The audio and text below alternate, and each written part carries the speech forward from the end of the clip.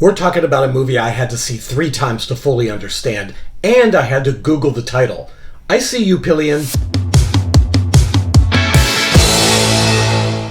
Welcome back to Glenn Hates Everything, the channel that gives you movie reviews in one single uninterrupted take. I like to keep things raw and real. It feels more natural. Speaking of raw and real, really bad, stupid, corny joke there. I'm here today to talk to you about the movie Pillion. This is the directorial debut of Harry Leighton, and what a great debut it is. And stars Alexander Skarsgård and Harry Melling. It's adapted from the 2020 novel Box Hill by Adam Mars Jones. And I've seen this movie a few times over the last several months, and the first time I saw it, I struggled with it. I knew that there was great quality there in all aspects, but I felt that there was something missing and I couldn't quite put my finger on it, and I didn't want to do a review until I really came to grips with that. It took a couple more viewings, including one last night, which was very glamorous. It was hosted by Elle Fanning, Oscar nominee, and Harry Melling and Alexander Skarsgård were there, along with the writer-director, Harry Leighton. So what a cool thing, and it was really fun to see it with an audience that was really hyped up for it, although there were a couple people who walked out during a particular sex scene, and, to each their own. But I finally came to love this film, and it's so strange. It doesn't usually take me this long to come to grips with something, but it was something where I had to come to the movie instead of the movie coming to me. This movie stands back and says, reach out to us and try to understand what we're trying to do, as opposed to the other way around. It's not telling you everything and how you're supposed to feel. And that's really interesting. So what's it about? So the original novel was set in the 70s around a gay biker gang that practices a lot of BDSM. And, just like Googling Pillion, you might want to Google that as well. You'll enjoy the definitions. And it centers around a character named Colin who lives in like a small town in England with his parents. We'll get to those parents in a bit because they steal the movie. Harry Melling plays Colin, and he's by day a parking enforcement officer, and by night we see him in a pub barbershop quartet along with his dad and his brother. His mother is present with a guy that she's set up on a blind date with Colin. They're very understanding, compassionate, wonderful parents that we all wish we had. And he's not into the guy. But also in the bar is Ray, played by Alexander Skarsgård, who is part of this gay BDSM biker gang. And he doesn't talk much. He barely talks in this film. It's all about presence and looks and command, and he is fantastic. I don't like to use the words iconic role very often, but this is an iconic role for Alexander Skarsgård. I can't wait to see how many people go as him for Halloween with that very unique motorcycle outfit. It's very cool looking. Kudos to the costume designer on this film. So they meet, and we soon kind of discern that Ray is looking for a submissive in a relationship. He's not out for romance. He wants someone to cook for him, to clean for him, to sleep on the floor by his bed, to not talk back, to just obey him, to do his shopping, his cleaning. And Harry Melling's character, Colin, is presented as lonely, and we might think he's desperate, but that's where I struggled with the film at first, because I'm wondering, is this abusive? Is this kind of non-consensual? What's going on here? But the movie does make you work for it and makes you feel like they're earning what they're trying to talk about here. And that is, Colin is into this. He wants this. He wants a form of this. And this film is his journey to figure out what he truly wants out of a relationship. And it's a fascinating journey, and there's so much that's visually told just with glances or hesitation or guilelessness on Colin's part. And we see his journey from going from guilelessness to another form of behavior, which I just think is such a fascinating journey that Harry Melling beautifully lays out for us. This is just a quiet, beautiful performance. He really makes you love the guy, and you might not fully understand him, but you go with it anyhow. And that's what the uniqueness of this film is all about.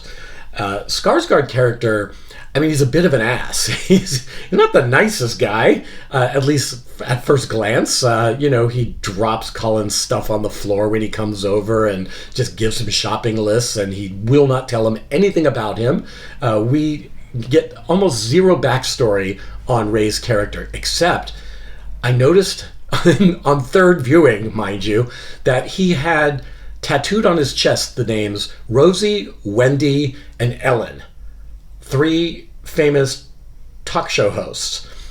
It's never explained, but it's kind of a little Easter egg into Ray's past, don't you think? He also wears a key around his neck, which that's actually more explained, but there's just so many mysteries to Ray, and we are not meant to learn too much about him. That's the point. The point of this is these are the dynamics of this relationship. Is you're my submissive, you don't ask me anything about myself, etc.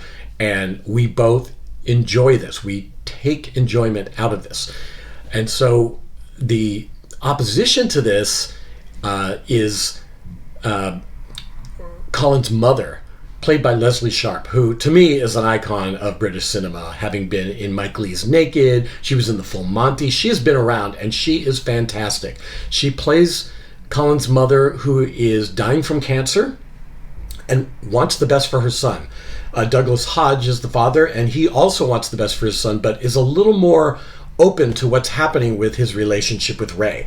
It's very disconcerting and very uncomfortable to be around this couple, and yet the parents do the best they can. And in one stunning best of the movie scene at a dinner table, you'll know it when you see it, that's when Leslie Sharp's Oscar nomination comes into view very fully. It's one of the best confrontational scenes, or let me say best confrontational dinner scenes that I've seen in a movie in quite some time. And it's delicious, it's fantastic, it's fascinating because you get both sides of the equation in it, and you're relating somewhat to both sides, but man, are you rooting for Leslie Sharp after that scene. It's remarkable. And we also get a small but important role by Jake Shears, who plays one of the members of the biker gang, and he's a submissive who has a very key telling scene with Colin where they're moving picnic tables and they stop and chat about their relationships, and it's kind of a game-changing moment, and Jake Shears does a really good natural job in his role. It's small, but it is key, strangely enough. It is beautifully shot. There's some just gorgeous music cues. There's beautiful POVs, motorcycles, and shots of the Pillion holding on to his master on the motorcycle. I'm kind of giving away what the title means there. And it's strangely romantic in a way that you don't expect, and it's ultimately very heartbreaking and sad, and what gets conveyed with so little dialogue between Colin and Ray is just, it's beautiful. Alexander Skarsgård just does this amazing job in his final close-up. I won't tell you what that's about, but his final close-up is remarkable. It's moving and interesting, and you know exactly where this is going after that, although it does have a fun little unexpected ending, which I really enjoyed. It's explicit, but not pornographic. The walkouts that we had at the screening last night, I think these two ladies just couldn't take the explicitness, even though a lot of it is out of focus or it's told from the side. I mean, there's also some, intense physical action in the movie that might be a little off-putting to people. I found it kind of hilarious. The two characters in wrestling singlets in this montage is a highlight and really funny. It's less funny. People are calling this a dom-com, and I think it's more a dom-dram. It's more drama than comedy, and the laughs come in moments that you could also interpret as gut-wrenching. So it's a fascinating mix of tones. I'm curious to read the novel, which I, like I said, it's set in the 1970s, and I think that it would have a different feel to it, just because culture back then, LGBT culture back then, tended to objectify bodies more than now, where we have more outright discussions and have excavated that a little bit. And so it might have come across, had it been set in the 70s like the novel, maybe like the film Cruising. So maybe it was updated to avoid those comparisons, because you could see them there in a sense. But this is no Cruising. This is a lush, beautiful film. It has this really unexpected third act that I really loved where it went with that and what it told without having to say too much. So yeah, this movie invites you to make your own decisions.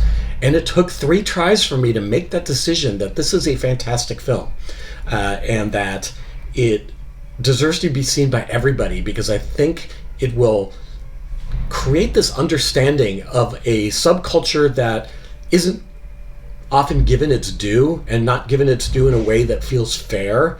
I think that this film would have benefited from a moment of consent between the 2 characters at the beginning, and maybe not in a didactic way, which would have been really obvious and boring, but just like something where you saw the lights go on for both of them instead of just for one of them. And it may have gone a long way to smooth over those edges. But again, this movie doesn't want to smooth over edges. It wants you to come to it. And so I hope you do. I hope you come to it. I hope you like and subscribe, and leave comments below. If you loved it, hated it, need to see it a few more times to form your opinion like me. Maybe I'm just slow on the uptake, but I'm glad I stuck it out.